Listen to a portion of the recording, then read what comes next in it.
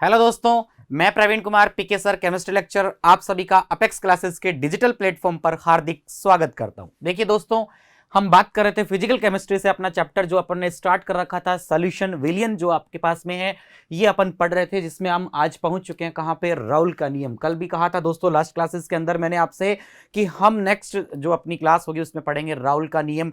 हम वाष्पदाब के बारे में पढ़ चुके हैं कि वाष्पदाब जो होता है वो वाष्पशील, यानी कि दोनों आपके पास में जो द्रव हैं वो अगर वाष्पशील हैं, द्रव हैं, तो किस तरह की कंडीशन में होता है, और यदि हम उसमें एक अवाष्पशील घटक मिला दें तो उसका वाष्पदाब क्या होगा। कि मेनली जो कंक्लूजन था, जो निष्कर्ष था, वो अपने को पता है दोस्तों कि शुद्ध विलायक का वाष्पदाब अधिक होता है, जबकि विलयन का वाष्पदाब शुद्ध विलायक की तुलना में क्या होता है, कम होता है। ओके गुड, अब हम देखिएगा स्टार्ट करते हैं। आज अपने पास में है राउल का नियम। ओके दोस्तों, तो देखिए राउल के नियम के अंदर हम बात करेंगे। यहां पे सबसे फर्स्ट जो आज का टॉपिक है अपना, ये है राउल का नियम।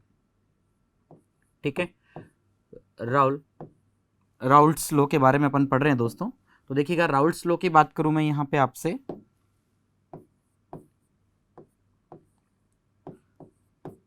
तो ये भी आपके पास में दोनों तरह से अपन पढ़ेंगे, वाष्पशील के लिए भी और अवाष्पशील के लिए भी है। ओके दोस्तों, तो देखिएगा सबसे पहले जो आज हम पढ़ेंगे राउल्ट्स का नियम, जो हम पढ़ने जा रहे हैं अभी, जो अपना मेन टॉपिक है आज का, इसमें हम पहला पॉइंट जो है वो देखेंगे किसके लिए, किसके संदर्भ में। पॉइंट ए जो है वो वाष्पशील विलय जो आपके पास में है उनके लिए राउल का नियम, और एक अवाष्पशील द्रवों के लिए राउल का नियम। क्लियर? तो देखिए दोस्तों, सबसे पहले हम बात करेंगे वाष्पशील द्रवों हेतु, वाष्पशील द्रव हेतु। क्लियर? वाष्पशील द्रव हेतु क्या होगा, राउल का नियम किस तरह से, देखिएगा दोस्तों क्या कहना चाहते हैं राउल्स। साइंटिस्ट का नाम है ये राउल। तो राउल्स क्या कहना चाहते हैं, देखिएगा इसके लिए।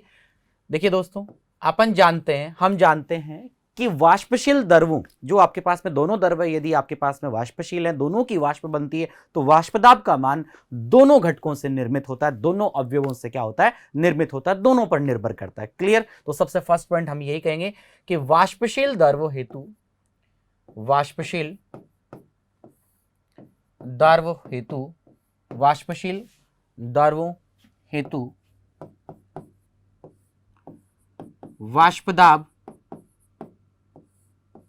वाष्पदाब का मान या वाष्पदाब का मान विलयन के दोनों घटक, विलयन के दोनों घटक या अवयव, दोनों घटकों या अवयवों दोस्तों, ठीक है, अवयवों पर निर्भर करता है, अवयवों पर निर्भर करता है। अर्थात हम कह सकते हैं कि वाष्पदाब दोनों घटकों से निर्मित होता है। अर्थात वाष्पदाब दोनों घटकों से निर्मित होता है, वाष्पदाब दोनों घटकों से निर्मित होता है। क्लियर हो गया?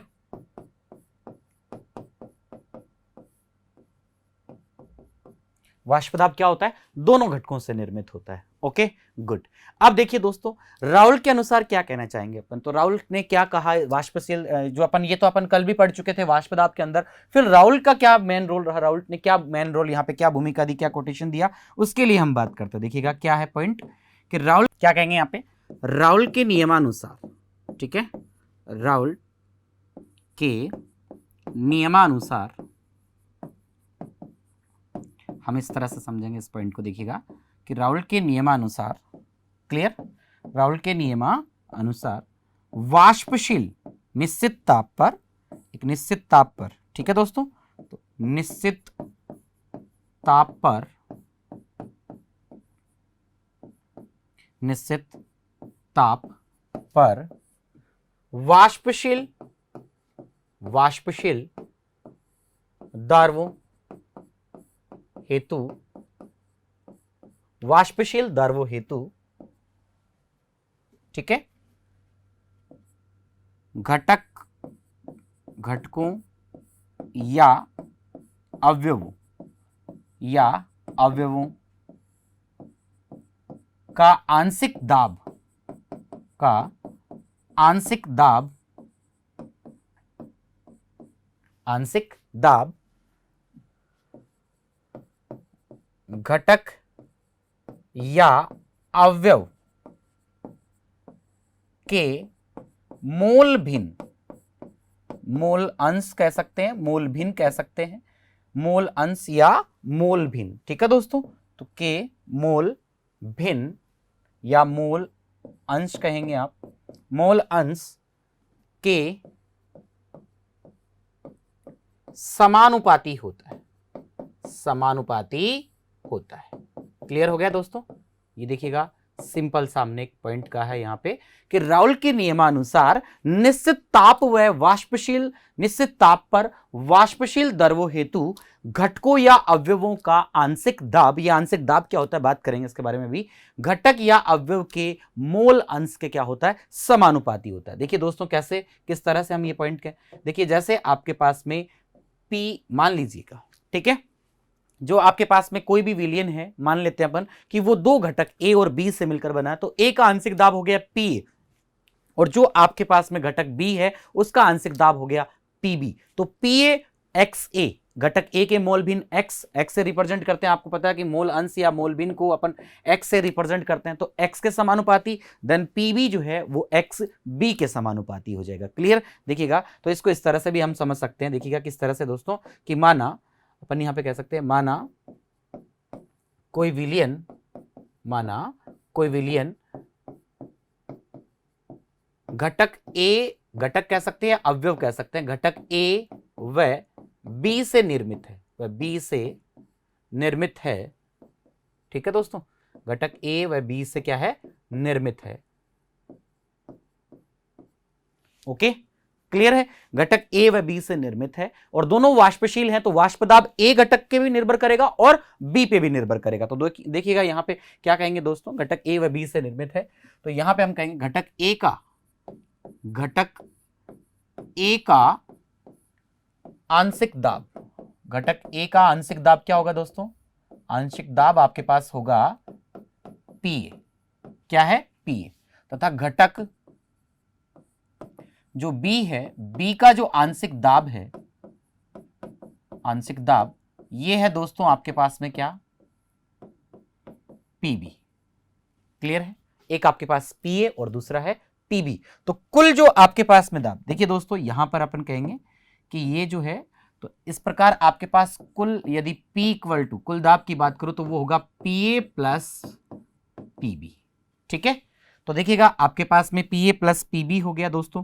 तो यहां पे जो P है ये आपको पता है क्या है, ये आपके पास कुल दाब को रिप्रेजेंट कर रहा है। क्लियर? Okay, good. और देखिए दोस्तों ये जो है PA आपको पता है घटक A का आंशिक दाब है। क्लियर है? और ये जो आपके पास B PB जो है ये घटक B का आंशिक दाब है, घटक B का आंशिक दाब है। क्लियर?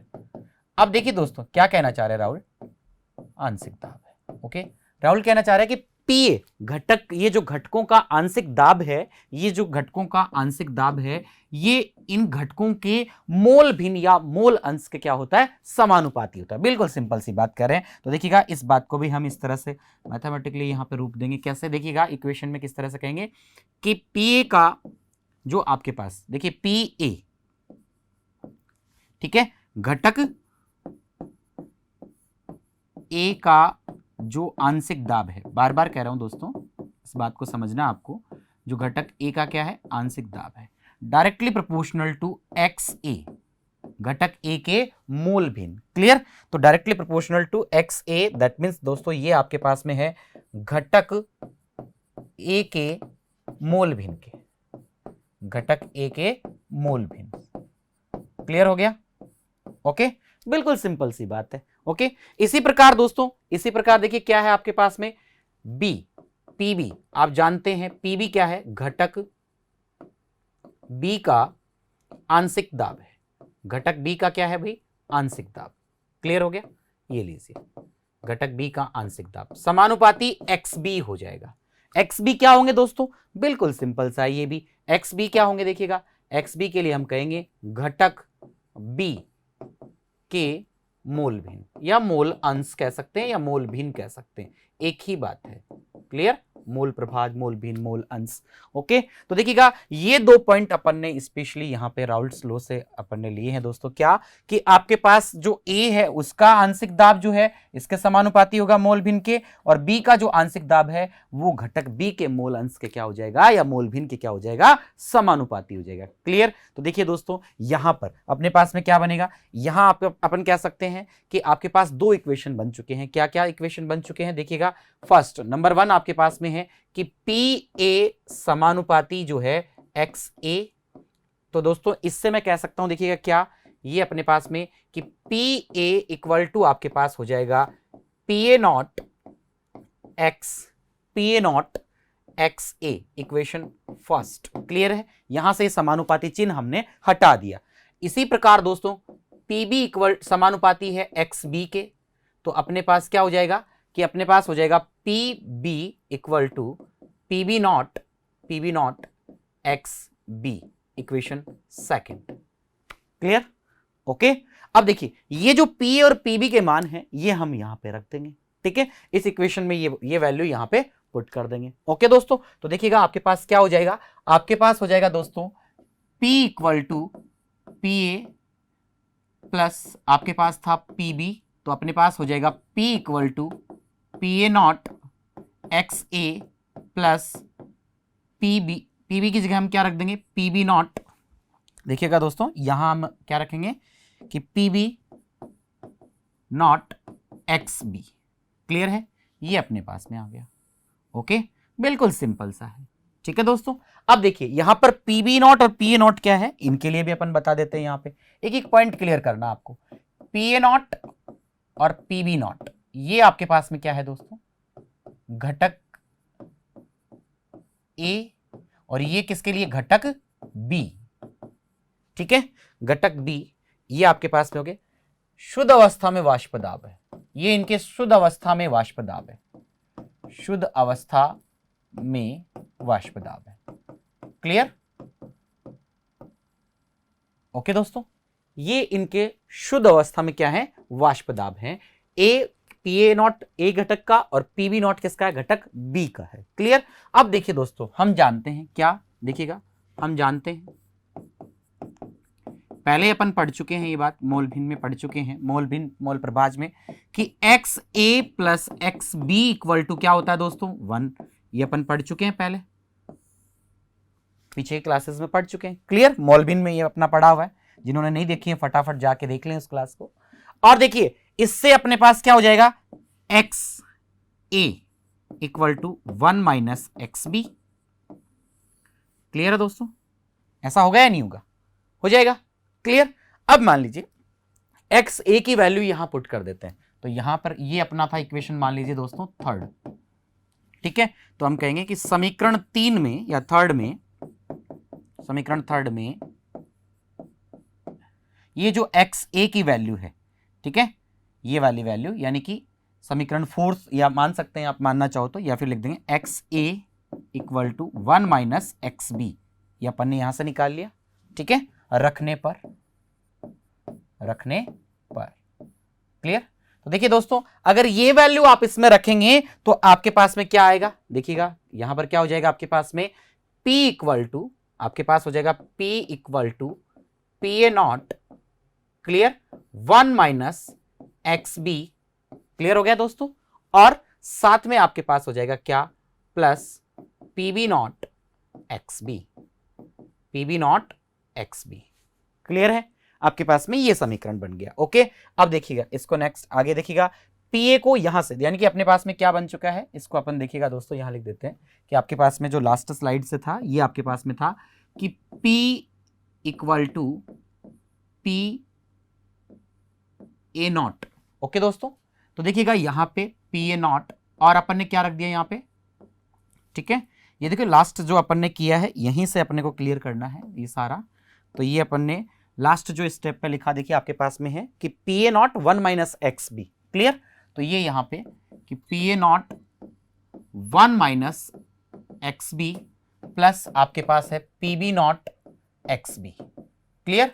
अब देखिए दोस्तों इसको आप इंटू कर देंगे इससे, तो आपके पास क्या आ जाएगा, देखिएगा कि P equal to P A naught P equal to P A naught minus ये आपके पास क्या हो जाएगा P A naught X B plus P B naught X B. Clear है दोस्तों, ये आपके पास में आ जाएगा। ओके, अब देखिए दोस्तों, कईयों के दिमाग में ऐसा चल रहा होगा कि sir x A equal to 1 minus x b है, x B equal to 1 minus x a लिख के वो रख सकते थे, यहां पे आप वो भी रख सकते हैं। सिमिलर सेम ही आपके पास में जो लास्ट में अपने पास में जो इक्वेशन बनेगी वो सेम बनेगी। क्लियर है दोस्तों, तो देखिएगा यहां अपने पास में क्या हो जाएगा कि इसको हम इस तरह से भी लिख सकते हैं, कैसे कि P equal to P A naught, clear, plus आपके पास में देखिएगा इनमें अपन कॉमन ले लिया अपन ने एक्स बी। क्लियर, तो देखिए दोस्तों यहां आपके पास हो जाएगा P B naught minus P A naught. Clear, आप इसी इक्वेशन को इस तरह से भी रिप्रेजेंट कर सकते हैं। तो ये है दोस्तों आपके पास में राउल के नियम के अनुसार अपन ने यहाँ पे वाष्पशील द्रवों को देखा है। किसको देखा है? वाष्पशील द्रवों के लिए, कि आपके पास कुल दाब किस तरह से आप निकाल सकते हैं, इस पर किस तरह के न्यूमेरिकल आते हैं, सभी के बारे में बात करेंगे। लेकिन अभी थोड़ा सा इसके बारे में और चर्चा करते हैं। देखिए दोस्तों, क्या कि आपके पास यदि अपन ग्राफ खींचना चाहें, कुल दाब जो आपके पास है उसमें और मोल भिन्न में यदि ग्राफ खींचना चाहें, ये जो पीए और पीबी के जो मान है एक निश्चित ताप पर क्या होते हैं दोस्तों? निश्चित होते हैं। तो सबसे पहले अपन ये बात यहां पे मेंशन कर देंगे, क्या कि पीए तथा पीबी। क्लियर है दोस्तों, ये अपना मेन पॉइंट जो है कि पीए नॉट व पीबी नॉट के मान निश्चित ताप पर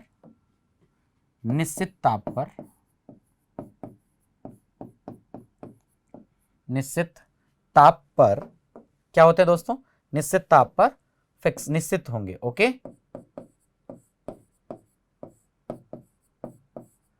निश्चित होते हैं, ठीक है। ओके, और किसमें दोस्तों? अपन यदि ग्राफ खींचते हैं, किसके अंदर ग्राफ? वाष्प, जो आपके पास में कुल दाब है P इसमें, और आपके पास में साथ में जो मोल भी नहीं, इसमें ग्राफ खींचते हैं, तो XA और XB जो आपके पास में है, इनके रेखीय फलन आपको प्राप्त होते हैं। किस तरह से रेखीय फलन प्राप्त होते हैं देखिएगा, तो यहां पर अपन लिखेंगे किस किस में आपने ग्राफ लिया, कि यदि वाष्प दाब तथा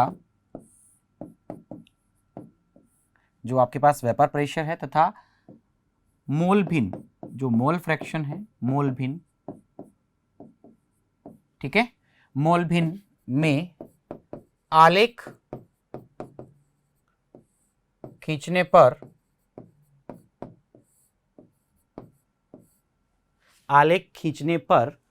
XA व XB के,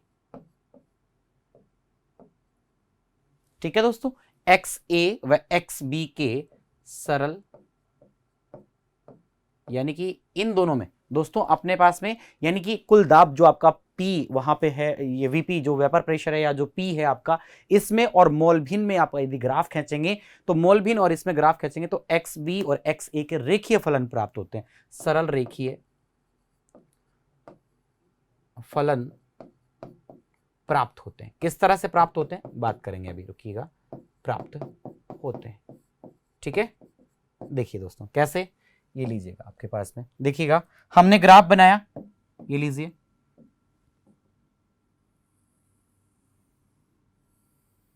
इस तरह से आपके पास ये ग्राफ बनेगा दोस्तों। क्लियर, यहां आपने ग्राफ खींचा किस किस के बीच में? वाष्पदाब, वाष्पदाब हमने लिया है। क्लियर, ओके दोस्तों, तो हमने ग्राफ खींचा है वाष्पदाब, ओके, वाष्पदाब लिया है, ये लीजिए वाष्पदाब, ओके, और साथ में हमने मोल फ्रैक्शन, मोल भिन्न लिया है। क्लियर, इनमें हमने ग्राफ खींचा है, ठीक है। तो देखिए आपको जो ग्राफ मिलेंगे दोस्तों, वो किस तरह का ग्राफ आपको मिलेगा यहाँ पे, ये देखिएगा आपके पास में XA है, XA इक्वल टू 1 मान लिया, क्योंकि XB इक्वल टू कितना हो जाएगा? 0। XA plus XB equal to 1 होता है इसलिए, और इधर की तरफ अपन मान लेते हैं XB है, और यहाँ आपके पास में XA और XB। क्लियर दोस्तों, A है, ये लीजिएगा, इसको इस तरह से मेंशन कर देता हूं, XA XB। तो यहां पर इस साइड इसको 0 मान लिया, इसको 1 कर दिया। क्लियर? तो देखिए दोस्तों, ये जो है आपको सरल रेखीय ग्राफ इस तरह से आपको ग्राफ मिलेंगे। जैसे ये आपका है PA0 या PA है, तो इस तरह से आपको ग्राफ PA0 है, तो ये इस तरह का ग्राफ आपको मिलेगा दोस्तों। क्लियर? तो देखिएगा यहां पर जो है दोस्तों, मैं इस तरह से इसको इंडिकेट करना चाहूंगा कि ये है आपके पास में क्या कि PA इक्वल टू है PA0 XA। क्लियर? और देखिए दोस्तों, इसके लिए जो ग्राफ है आपके पास, इसके लिए जो ग्राफ आपको मिलेगा, ये ग्राफ इस तरह से मिलेगा आपको। ठीक है, ये जो ग्राफ है दोस्तों, ये जो ग्राफ आपको मिल रहा है, देखिएगा यहां पे इसको थोड़ा सा डॉटेड लाइन से रिप्रेजेंट कर रहे हैं अपन। तो ये इस तरह से आपको यहां पे सीधा सरल रेखीय रूप में ये PB0 है आपका। क्लियर? तो यहां दोस्तों हम कहेंगे कि PB इक्वल टू आपके पास में है PB0 XB। क्लियर? ओके। और देखिए ये दोनों के रेखीय फलन आपको प्राप्त हो गए हैं। इस तरह का ग्राफ आपको देखने को मिलता है। क्लियर? और देखिएगा यहां पर यदि अपन दोनों का टोटल देखना चाहेंगे तो ये आपके पास में इस तरह का आएगा। ये है दोस्तों P equal to PA plus PB। Clear हो गया? तो देखिए ये अपन ने मोल भिन्न, ये आपके पास में मोल भिन्न थे। ठीक है, यानी कि मोल भिन्न या मोल अंश जिसे अपन कह रहे हैं, तो मोल भिन्न अवयव के मोल भिन्न तथा विलयन का जो वाष्पदाब है, इन दोनों के बीच में यदि अपन यहाँ पे इन दोनों के बीच में यदि ग्राफ अपन ड्रॉ करते हैं तो इस तरह का अपने को ग्राफ मिलता है दोस्तों कि ये जो XA और XB हैं, इनके रेखीय फलन अपने को क्या होते हैं, प्राप्त होते हैं। तो ये था आपके पास में राउल का नियम। तो देख लीजिएगा एक बार कि राउल का नियम वाष्पशील द्रवों के लिए अपन ने कंप्लीटली यहां पर देख लिया दोस्तों। क्या क्या था आपके पास में, देखिएगा सबसे पहले मैं बात करना चाहूंगा यहां पे कि आपके पास में राउल के नियम के अनुसार वाष्पशील द्रवों के लिए हमने पढ़ा है, अवाष्पशील के लिए भी हम पढ़ेंगे कि वाष्पशील द्रवों हेतु वाष्पदाब का मान विलयन के दोनों घटकों पर निर्भर करता है, अर्थात वाष्पदाब दोनों घटकों से निर्मित होता है। तो राउल के नियम के अनुसार हमने देखा दोस्तों क्या कि निश्चित ताप पर वाष्पशील द्रवों हेतु घटकों या अवयवों का आंशिक दाब या अवयव के मोल अंश के क्या होता है, समानुपाती होता है। आंशिक दाब जो है या घटक या अवयव के मोल अंश के क्या होगा, समानुपाती। तो अब यहां बात करते हैं कि आंशिक दाब है और मोल अंश जिसको x से रिप्रेजेंट करते हैं, ये क्या है। इसके लिए हमने माना कि कोई विलयन है जो घटक a व b से क्या है, निर्मित है दोस्तों। क्लियर? तो a का जो आपके पास में जो घटक a है उसके लिए और घटक b के लिए आंशिक दाब जो घटक A का है वो है PA, B का जो है वो है PB। तो P कुल दाब जो आपके पास इन दोनों के आंशिक दाब का योग होगा PA प्लस PB। ये राउल का नियम है। क्लियर? तो घटक A का आंशिक दाब जो है वो XA, राउल के नियम के अनुसार अपन ने कहा ना मोल भिन्न के समानुपाती, तो घटक A के मोल भिन्न XA के समानुपाती। B का आंशिक दाब PB जो आपके पास में है घटक B के आंशिक दाब के आवाज समानुपाती हो गया। तो PA आपके पास में देखिए दो इक्वेशन बन गया कि PA समानुपाती XA और PB समानुपाती XB, जिसको PA इक्वल्स टू अपन लिख सकते हैं PA0 XA और PB equals to PB0 XB। तो दोस्तों PA0 PB0 क्या है, शुद्ध अवस्था में वहां पे अपन कहेंगे कि शुद्ध अवस्था में क्या है, वाष्पदाब है, और यही जो है यही राउल का नियम है। क्लियर है? तो यहां पे अपन ये भी कह सकते हैं यही राउल का नियम है। क्लियर हो गया दोस्तों? यही क्या है, राउल का नियम है। क्लियर? अब देखिए हमने क्या देखा नेक्स्ट दोस्तों यहां पे कि हम जानते हैं XA प्लस XB जो आपके पास में मोल भिन्न है, वो आपके पास XA और XB दोनों के इक्वल टू कितना होता है, 1 के इक्वल होते हैं। तो XA इक्वल टू दोस्तों अगर आप XB यहां पर निकालते 1 माइनस XA आता, वो भी आप यहां पर रख सकते थे, एक ही इक्वेशन आएगा सिमिलरली। तो XA equal to 1 minus XB इस इक्वेशन थर्ड में अपन ने रख दिया। तो P इक्वल टू आपके पास में इस तरह से दोस्तों आपके पास आ गया कि PA0 1 minus XB plus PB0 XB। Clear? P equal to PA0 1 minus XB plus PB0 XB से हमने सोल्व किया, आपके पास आ गया P equal to PA0 plus XB into PB0 minus PA0। Clear? PA0 PB0 के मान निश्चित ताप पर क्या होते हैं, निश्चित होते हैं। वाष्पदाब तथा मोल भिन्न के मध्य आलेख यदि आप खींचेंगे दोस्तों तो इसके लिए आपको बताया क्या कि XA और XB के सरल रेखीय फलन आपको प्राप्त होते हैं, और किस तरह से आपको प्राप्त होते हैं ये आपका आलेखीय निरूपण था। क्लियर हो गया? गुड।